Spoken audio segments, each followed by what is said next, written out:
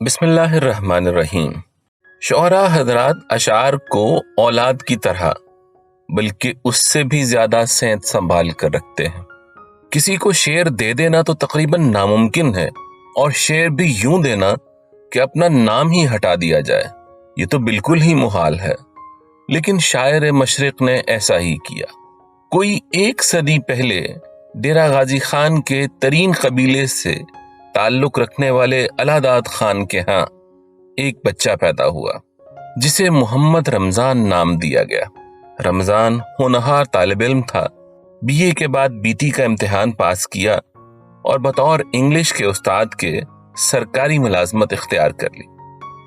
طبیعت میں فقیرانہ استغنا بھی تھا اور صوفیانہ بے نیازی بھی۔ اعلیٰ تعلیم یافتہ ہونے اور سرکاری ملازم ہونے کے باوجود کبھی دیسی لباس ترک نہ کیا۔ چہرہ سنت رسول صلی اللہ علیہ وآلہ وسلم سے مزین تھا۔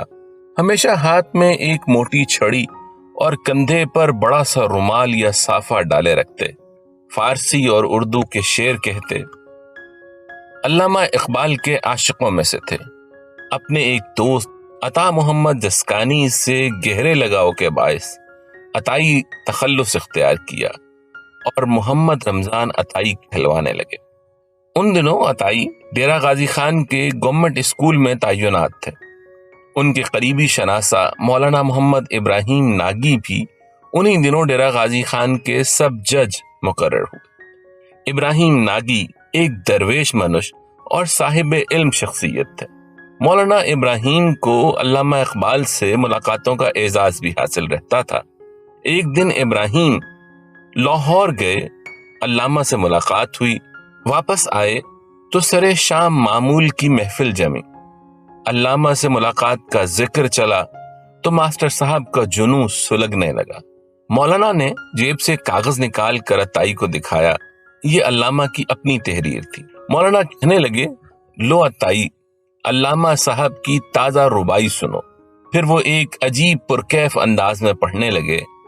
تو غنی از ہر دو عالم من فقیر، روز محشر عذر ہائے من پذیر، ور حسابم راتو بینی ناگزیر، از نگاہ مصطفیٰ پنہا بکی۔ ربائی کا اردو ترجمہ جاننے سے پہلے سنیے کہ مولانا ابراہیم نے جب یہ اشعار پڑھے تو ان کی آنکھوں سے آنسو رواں تھے، اور محمد رمضان عطائی کی کیفیت روتے روتے دگرگوں ہو گئی۔ عطائی اسی عالم وجد میں فرش پر گرے، چوٹ آئی اور بے ہوش ہو گئے۔ ربائی ان کے دل پر نقش ہو کر رہ گئی۔ اٹھتے بیٹھتے گنگناتے اور روتے رہتے۔ حج کے لیے گئے تو خود اپنی ڈائری میں لکھتے ہیں کہ جب حجاج اوراد و وظائف میں مصروف ہوتے تو وہ زار و قطار روتے اور علامہ کی ربائی پڑھتے رہتے۔ حج سے واپسی پر دل میں ایک عجب آرزو کی کونپل پھوٹی، کاش یہ ربائی میری ہوتی یا مجھے مل جاتی۔ یہ خیال آتے ہی علامہ اقبال رحمت اللہ علیہ کے نام ایک خط لکھا۔ لکھتے ہیں کہ آپ سر ہیں فقیر بے سر، آپ اقبال ہیں فقیر مجسم ادبار، لیکن طبع کسی صورت کم نہیں پائی۔ انہوں نے علامہ کے اشعار کی تضمین اور اپنے فارسی اشعار کا حوالہ دیتے ہوئے لکھا، فقیر کی تمنا ہے کہ فقیر کا تمام دیوان لے لیں اور یہ ربائی مجھے عطا فرما دیں۔ کچھ ہی دن گزرے تھے کہ انہیں علامہ کی طرف سے ایک مختصر سا خط موصول ہوا۔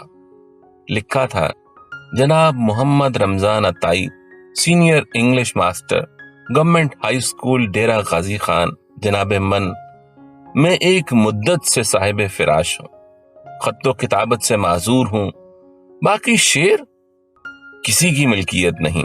آپ بلا تکلف وہ ربائی جو آپ کو پسند آ گئی ہے اپنے نام سے مشہور کریں، مجھے کوئی اعتراض نہیں ہے۔ فقط محمد اقبال، لاہور۔ علامہ نے یہ ربائی اپنی نئی کتاب ارمغان حجاز کے لیے منتخب کر رکھی تھی۔ عطائی کی نظر کر دینے کے بعد انہوں نے اسے کتاب سے خارج کر کے تقریباً اسی مفہوم کی حامل ایک نئی ربائی کہی جو ارمغان حجاز میں شامل ہے، جس کا مفہوم ہے کہ اے میرے رب، روز قیامت یہ جہان پیر اپنے انجام کو پہنچ جائے اور ہر پوشیدہ تقدیر ظاہر ہو جائے تو اس دن مجھے میرے آقا و مولا کے حضور رسوا نہ کرنا اور میرا نامہ اعمال آپ صلی اللہ علیہ وآلہ وسلم کی نگاہوں سے چھپا رکھنا۔ ایم اے فارسی کا امتحان دینے لاہور گئے تو عطائی شکریہ ادا کرنے کے لیے علامہ کی خدمت میں حاضر ہوئے۔ ہمراہ جانے والے چودھری فضل داد نے تعارف کراتے ہوئے کہا کہ یہ بوڑھا طوطا ایم اے فارسی کا امتحان دینے آیا ہے۔ علامہ ایک کھری چارپائی پر احرام نما سفید چادر اوڑھے لیٹے تھے۔ بولے عاشق کبھی بوڑھا نہیں ہوتا۔ ربائی کا ذکر چل نکلا۔ عطائی نے جذب و کیف سے پڑھنا شروع کیا۔ تو غنی از ہر دو عالم۔ علامہ کی آنکھوں سے اشک جاری ہو گئے۔ اتنا روئے کہ چادر کے پلو بھیگ گئے۔ آخری ملاقات علامہ کے انتقال سے کوئی 4 ماہ قبل دسمبر 1937 میں ہوئی۔ انہوں نے علامہ سے کہا، سنا ہے جناب کو دربار نبوی صلی اللہ علیہ وآلہ وسلم سے بلاوا آیا ہے۔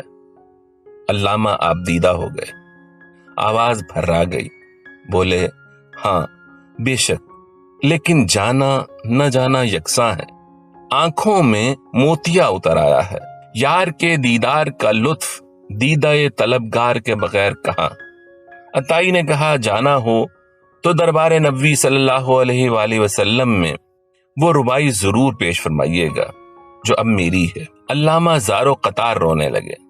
سنبھلے تو کہا، عطائی اس ربائی کو بہت پڑھا کرو، ممکن ہے خداوند کریم مجھے اس کے طفیل بخش دے۔ 1938 میں علامہ انتقال فرما گئے۔ عرصہ بعد شاہی مسجد کے احاطے میں ان کے مزار کی تعمیر شروع ہوئی تو ہر ہفتے اور اتوار کو ایک مجذوب شخص لاٹھی تھامے مسجد کی سیڑھیوں پر آ بیٹھتا اور شام تک موجود رہتا۔ وہ زیر تعمیر مزار پر نظریں گاڑے ٹک ٹک دیکھتا رہتا، کبھی یکایک زاری شروع کر دیتا، کبھی طواف کے انداز میں مزار کے چکر کاٹنے لگتا۔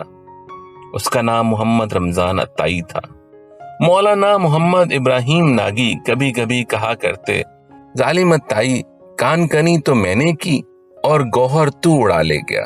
بخدا اگر مجھے یہ علم ہوتا کہ حضرت غریب نواز علامہ اقبال رحمت اللہ علیہ اتنی فیاضی کریں گے تو میں اپنی تمام جائیداد دے کر یہ ربائی حاصل کر لیتا اور مرتے وقت اپنی پیشانی پر لکھوا جاتا۔ محمد Ramzan Atai senior English teacher 1968 میں اس جہان فانی سے رخصت ہو گئے۔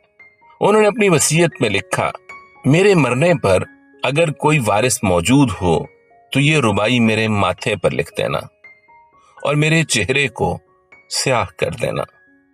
معلوم نہیں کہ پس مرگ ان کے کسی وارث نے اس عاشق رسول صلی اللہ علیہ وآلہ وسلم کی پیشانی پر وہ ربائی لکھی یا نہیں، لیکن ڈیرہ غازی خان کے قدیم قبرستان ملا قائد شاہ میں برسوں پرانی ایک قبر کے سرہانے نصب لوح مزار پر فارسی میں یہ ربائی کندہ ہے، جس کا مفہوم ہے، اے اللہ تو 2 جہانوں کو عطا کرنے والا ہے، جبکہ میں تیرا منگتا و فقیر ہوں۔ روز محشر میری معذرت کو پذیرائی بخش کر قبول فرمانا اور مجھے بخش دینا، اور اگر پھر بھی میرے نامہ اعمال کا حساب ناگزیر ہو تو پھر اے میرے مولا اسے میرے آقا محمد مصطفیٰ صلی اللہ علیہ وآلہ وسلم کی نگاہوں سے پوشیدہ رکھنا، کیونکہ میں ایک گناہگار امتی کی حیثیت سے اپنے آقا کا سامنا کرنے کی ہمت نہیں رکھتا۔